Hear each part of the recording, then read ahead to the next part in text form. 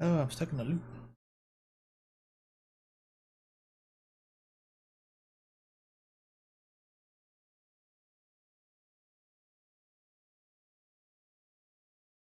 Hmm.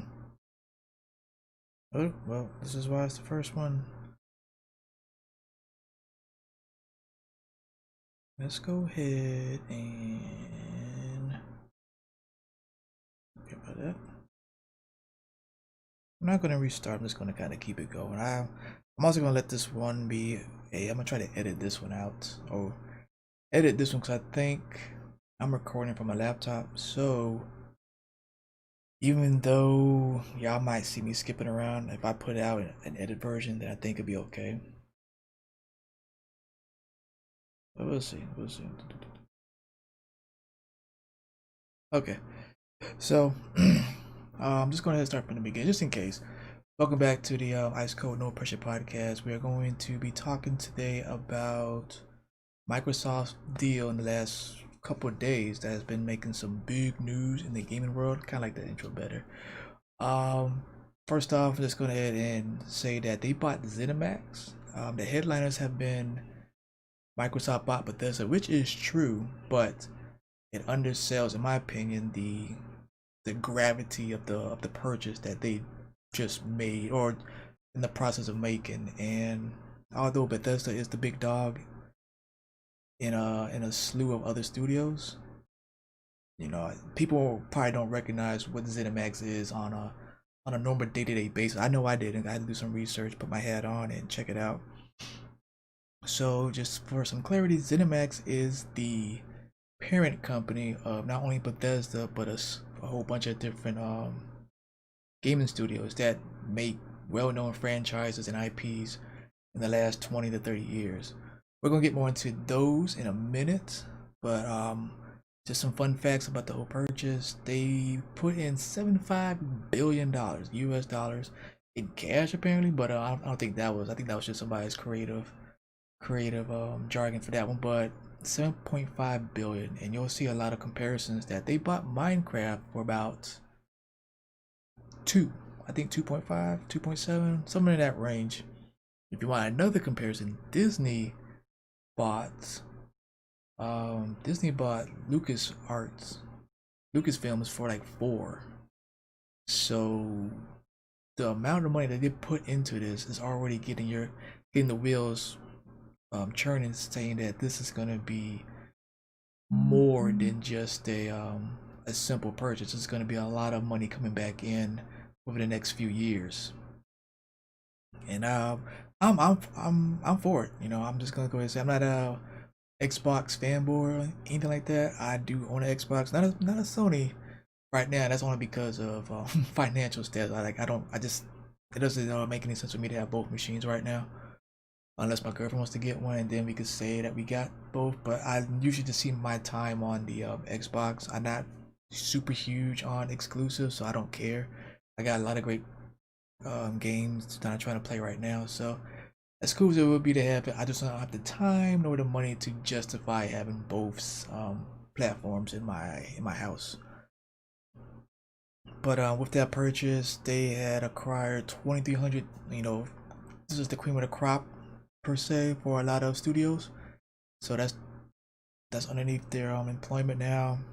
According to what I've read, the deal will be done the last half. So the last quarters of 2021. So maybe quarter three or quarter four.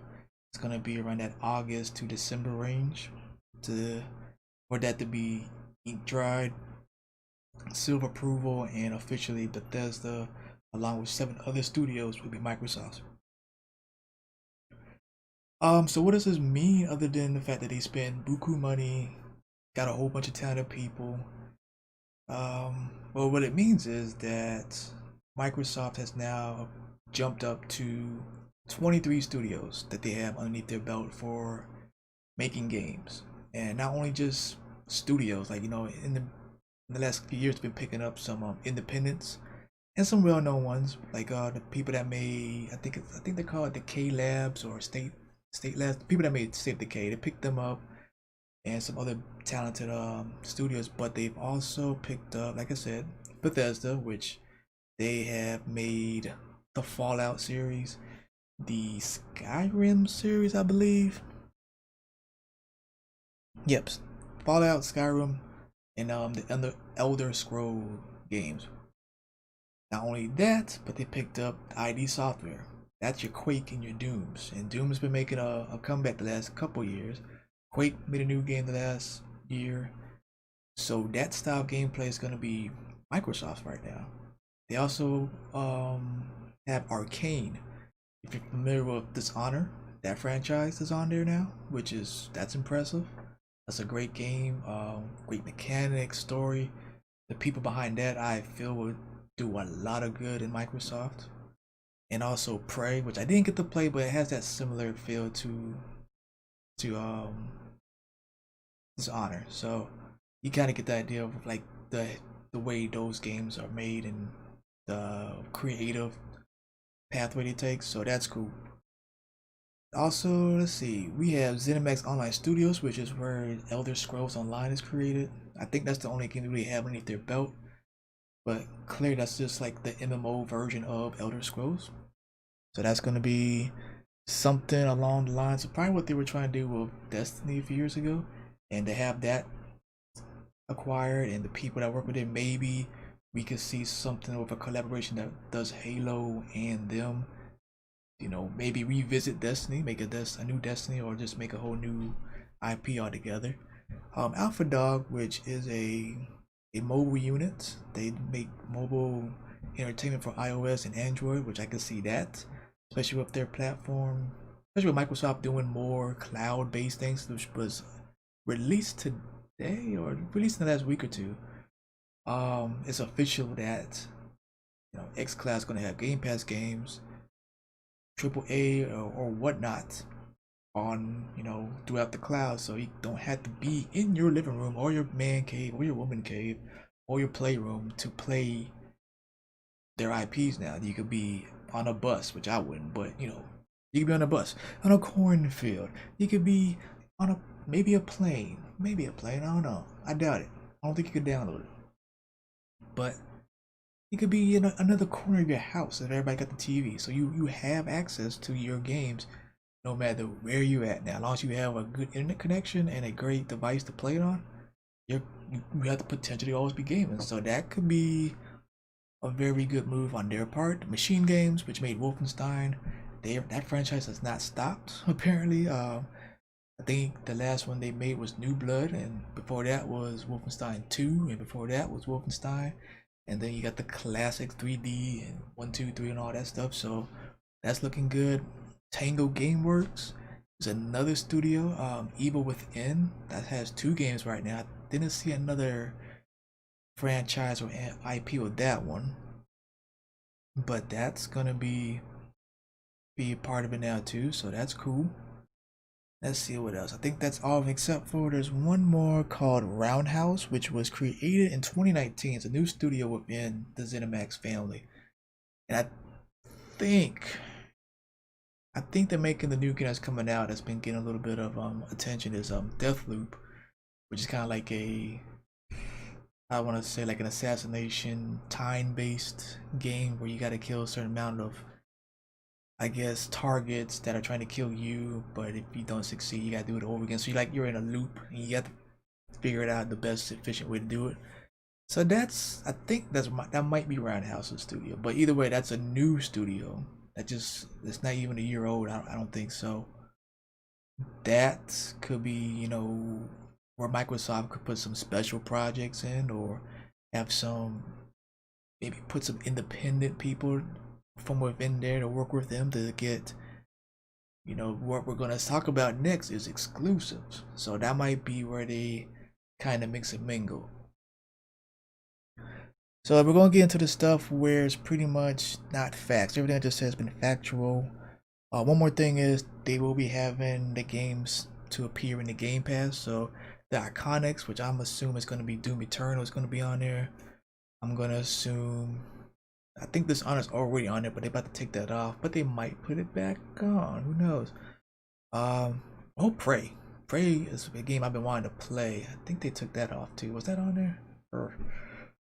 But Wolfenstein's already on it, so we're gonna see probably Skyrim, Fallout, and then anything that's new will more likely visit the Game Pass for however long they can. If not the entire time, then that'd be great. Because I would love to see more solid games in the Game Pass instead of the quarterly exchange. Because some of those games I do want to play, I just haven't gotten to it. They don't give me a good enough warning to want to jump back on and try to get the game done. Like a month's not really enough time for me. Probably for some other people it is, but I could probably do it in a month, or like maybe more than a month, like 6 weeks, 8 weeks tops. And then I could just focus on that game. You could bloop, bloop, take it off. Not like, I think usually be like a week or two. They'd be like, okay, this game's coming off in a month. So, I would love to see more solid games in the Game Pass where they're not going to be taken off, or just bolster up the roster into a permanent. But they, that's, I don't know, that's going to be cash, or that's going to help their money the way they want to really make the most of it. So that's probably what they do, is why they do it, to help them out. Talk about all that stuff is factual. We are about to talk about what I think on a consumer and just somewhat of an enthusiast's point of view. And like I said before, obviously there's a bump in the studio, so that's going to be potentially a robust lineup for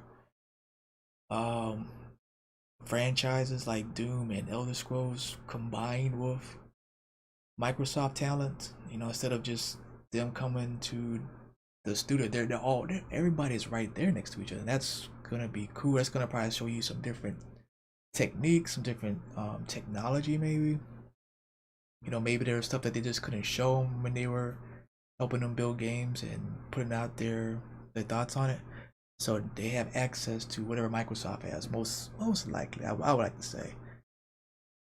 And with that, speaking of that, they're gonna have some.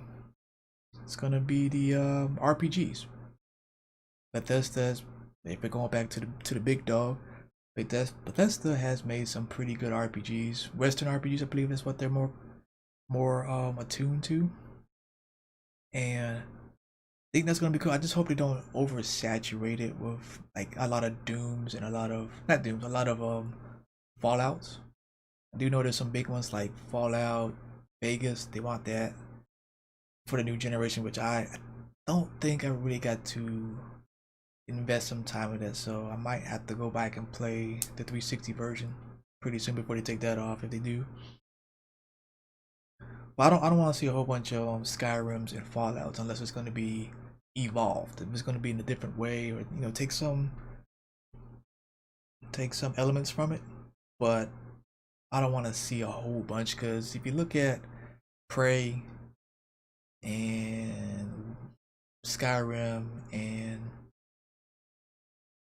Fallout, they all they have that same texture and that same feel to it. I don't want to see that 20 times throughout the year. I want to see something different. Maybe, like I said, take some elements like inventory or the VAT system and kind of flesh that out.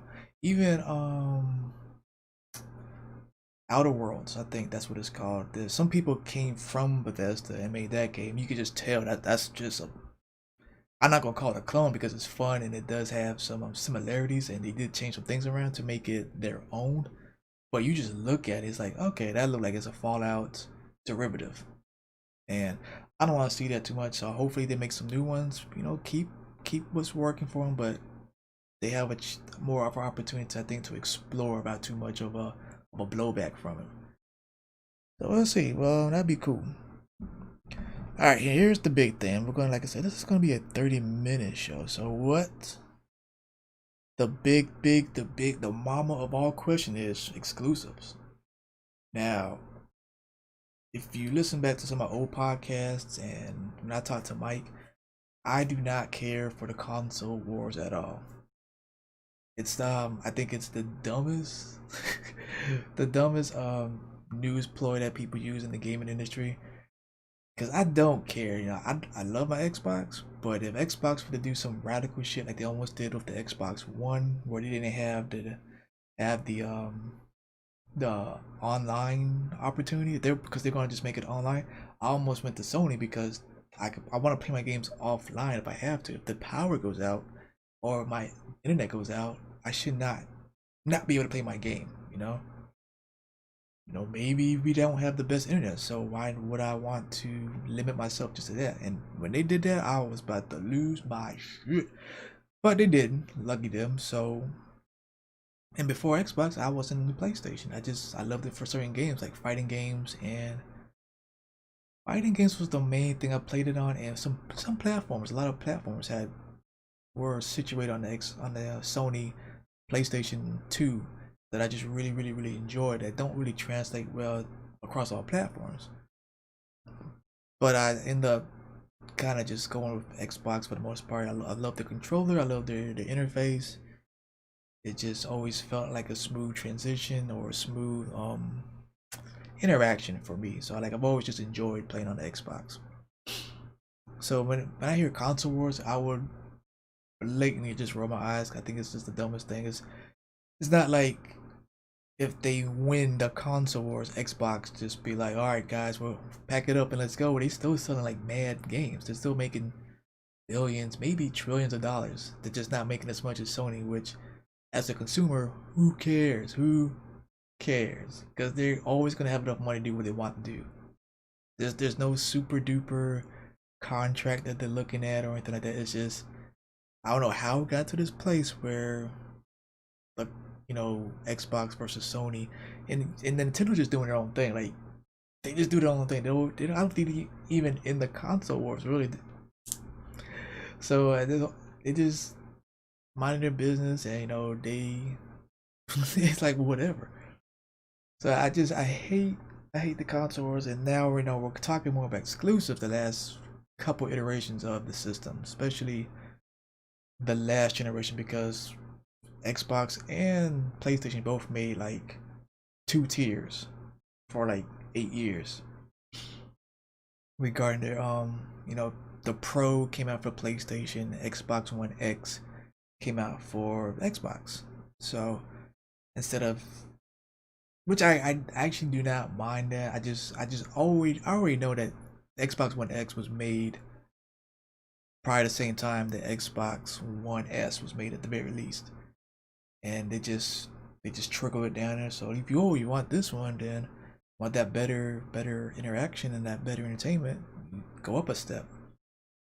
And I can't be too mad about that one because I do hate like the next gen stuff. So it's more familiar at the same time, just upgraded. I just wish the prices would kind of reflect that instead of just paying a whole nother $500 for something that's a little bit better than what was 3 years ago. And that's why I didn't buy it until like it became the X. Cause I had my Xbox One, and that thing was about to die. I think by the time I sold it, so that worked out for me. Um, so we got exclusives, and they've been saying like Sony has the better exclusive. Which, if I on a visual scale, yeah, they have Horizon Dawn, which looks beautiful. They have the Spider-Man. Oh, actually, there's Spider-Man. They have the God of War. Those are three games that I really feel like are exclusive. Where I'm like, I wish I had a Sony for that. But that's it. I would not spend $400 for three games. 150. Like if I bought like a cheap PS4 or so, yeah, if I bought like a cheap PS4 or so I could just play those three games and be like, that was cool. I think I have a friend that might let me borrow one, so I might have to hit up my boy for that because if he has those games and he's a cool dude, we go way back. So I think that would be kind of a good look. Xbox has Xbox Studios, which is their main exclusive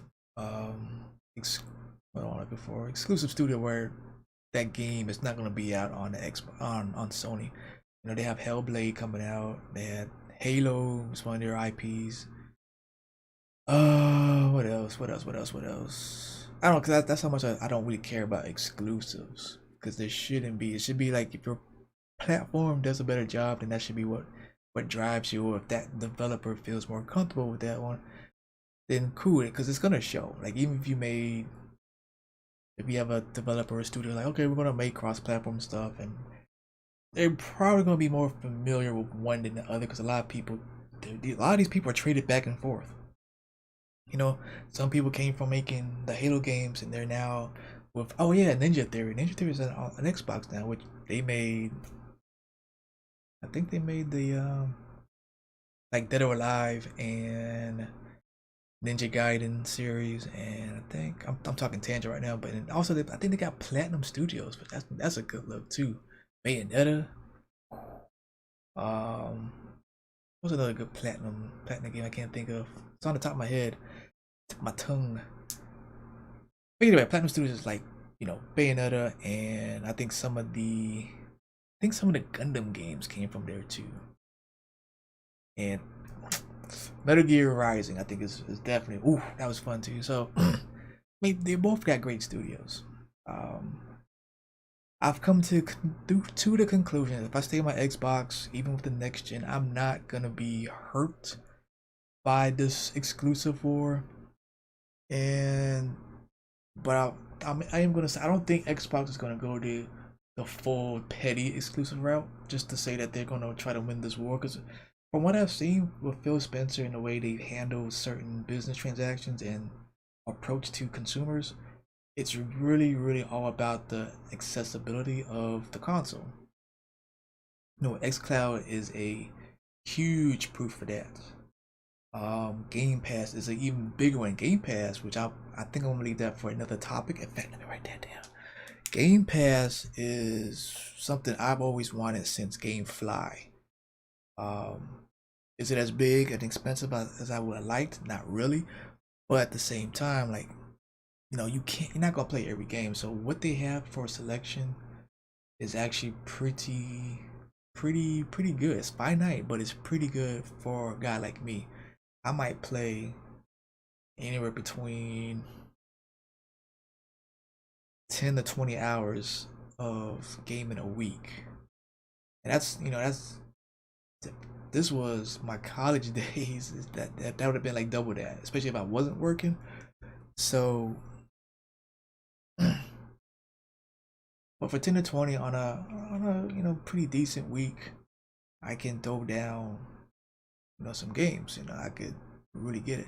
So it's not a big thing for me. So they're more about accessibility, which means they're probably gonna allow even the new ones to be over on the platform still. They're back on Sony and not just hold it to themselves. I'm pretty sure they're gonna do that. I'm not. I would almost bet on it, to be honest. That they'll, and especially if they have like that one studio Runhouse. If they do make exclusive, it's gonna be probably really partnered up with the Microsoft Studios in a way that you're not even gonna tell. And I think they do need it. They do need some of those exclusives if they want to win the war. So I think just having like some new stuff coming out, something like a Death Stranding. If a studio could make a game like that, where they just explore different types of storytelling, explore different type of mechanics, and they had the tools to do it. Yeah, you want to make that yours. So, but I don't think they're gonna make Bethesda just this it's mine not yours type thing. You can keep all the old stuff. Anything new is gonna be exclusive. I'm pretty sure they're not gonna do that. And people are talking about, well, Sony needs to go ahead and buy, like, I think Sega. So, and Sony's their focus is exclusive. That's their big drive. When you see a commercial, you see people talking about it. So even the president, I'm not gonna say that because I don't know. I don't read that much stuff to be that involved in it. But you hear a lot of the press and the PR saying like we got these exclusives. The commercials really emphasize exclusives. Like, oh, you want to play Spider-Man? You can't play on the Xbox, so come over here.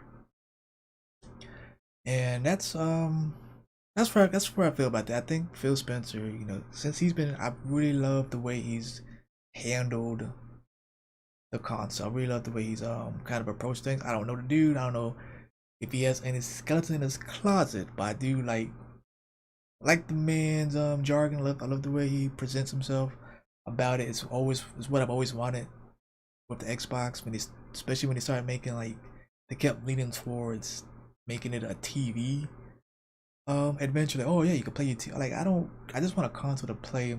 My TV already plays TV stuff. Why are you making this? Like, even smart TVs is doing with the Xbox. So I thought that was the biggest waste of resources. So with this move, I think it's gonna put some respect on Microsoft's name because they've been getting clowned a lot. And like I said, I'm not getting any money. I don't have any stock share. I should have bought some before they bought Bethesda, but I didn't. So either way, I lose money. That is it. I lose money, and I might gain an iota of better entertainment, but at least I'll probably appreciate it. So I think this will like I said, it will bolster the studios, the resources, the talent. The IPs could be very fascinating in the next few years, and hopefully I can have some time to like really sink my teeth in that stuff and just enjoy it.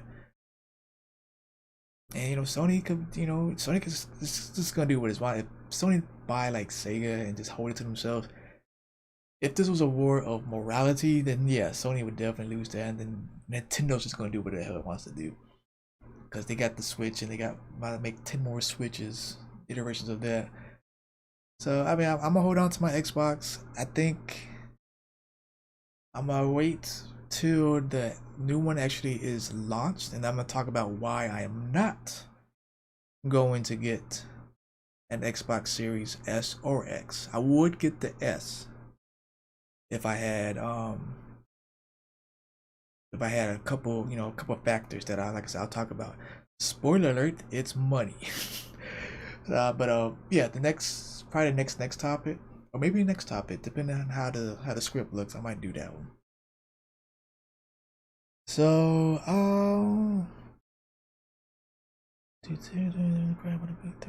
so yeah, that's it. Like I said, short show.